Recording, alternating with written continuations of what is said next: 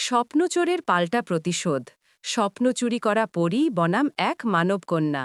অবিদা creations funny fairy series. এক ছিল শান্ত একটা গ্রাম, নাম রঙিনপুর। সেখানে রাত নামলেই শিশুদের স্বপ্নে আসত এক অদ্ভুত পরী, তার নাম স্বপ্নচোর।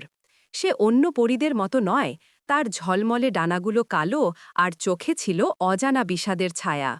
স্বপ্নচোরের কাজ ছিল শিশুদের মিষ্টি স্বপ্ন চুরি করে নিজের জাদুর ব্যাগে ভরে রাখা।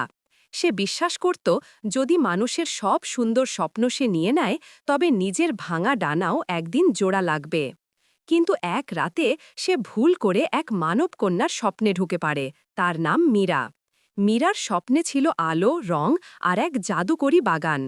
কিন্তু স্বপ্নচোর যখন তার স্বপ্নটা নিতে গেল, মীরা জেগে উঠে চমকে বলল, তুমি আমার স্বপ্ন নিতে চাও কেন? তুমি কি জানো স্বপ্ন মানে আশা? স্বপ্নচোর থেমে গেল। কেউ কখনো তার সঙ্গে এমনভাবে কথা বলেনি। কিন্তু সে কিছু না বলে উড়ে গেল আকাশে, আর মীরার স্বপ্নটা নিয়ে নিল গোপনে।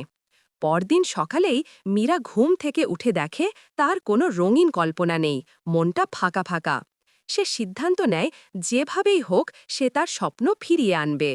মীরা বন পেরিয়ে, নদী ডিঙিয়ে এক ভয়ঙ্কর পর্বতে পৌঁছায়। সেখানে ছিল এক গুহা, ভেতরে হাজার হাজার জলজলে স্বপ্ন বন্দী, আর মাঝখানে দাঁড়িয়ে স্বপ্নচোর। মীরা সাহস করে বলে, তুমি স্বপ্ন চুরি করো কেন?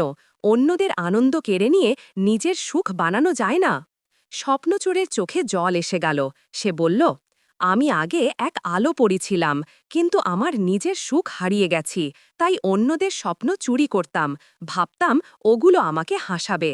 মীরা কাছে গিয়ে বলল, তাহলে আসো, আমরা ভাগাভাগি করে নিই, তোমার এক টুকরো আলো, আমার এক টুকরো স্বপ্ন। হঠাৎ আকাশে রঙিন আলোর ঢেউ নেমে এলো। স্বপ্নচোরের কালো ডানা রঙিন হয়ে উঠল। সব বন্দি স্বপ্ন উড়ে গেল আকাশে, ফিরে গেল তাদের মালিকদের কাছে।